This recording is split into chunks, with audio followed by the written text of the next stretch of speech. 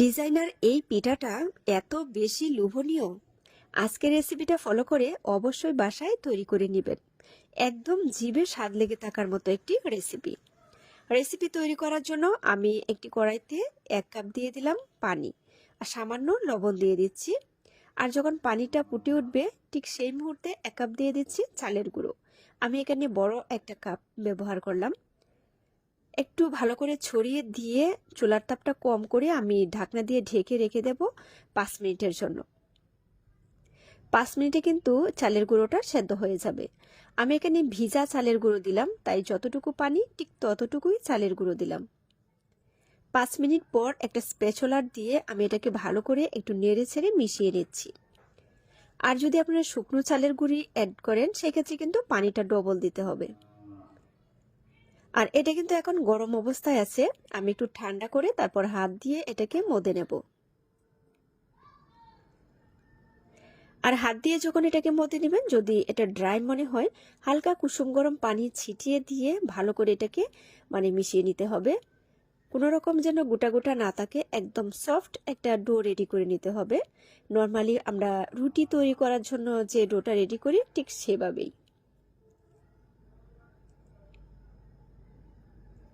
এখন আমি এখান থেকে কিছুটা পরিমাণ নিয়ে এটাকে গোল শেপ করে নিচ্ছি।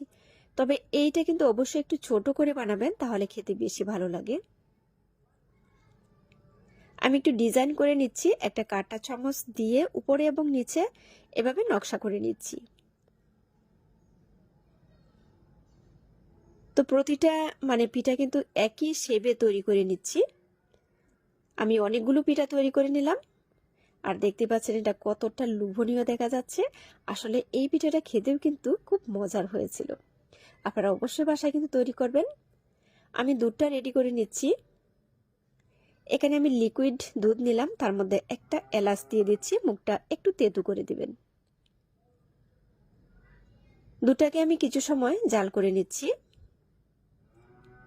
আর দুধটা যত ঘন হবে পিঠাটা খেতেও কিন্তু তত বেশি স্বাদ হবে।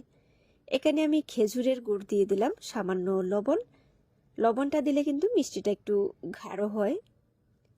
আপনারা কিন্তু এখানে গুড়ের জায়গায় চিনি দিতে পারবেন, এটা একেবারেই রুচিসম্মত। আমি দুধটাকে কিছুটা ঘন করে নিয়ে এখন আমি পিঠাটা দিয়ে দিচ্ছি।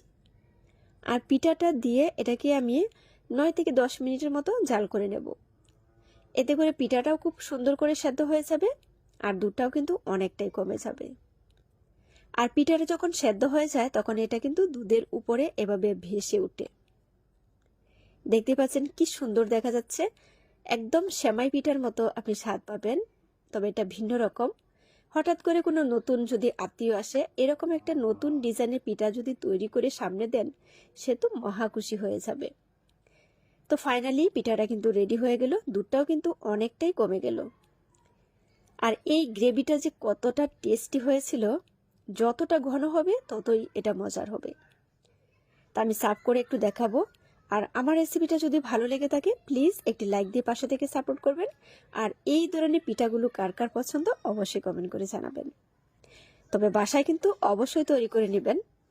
তবে ভিউয়ার্স, আজ বিদায় নেব। পরবর্তী রেসিপি দেখার আমন্ত্রণ রইল। সবাই ভালো থাকুন। আল্লাহ হাফেজ।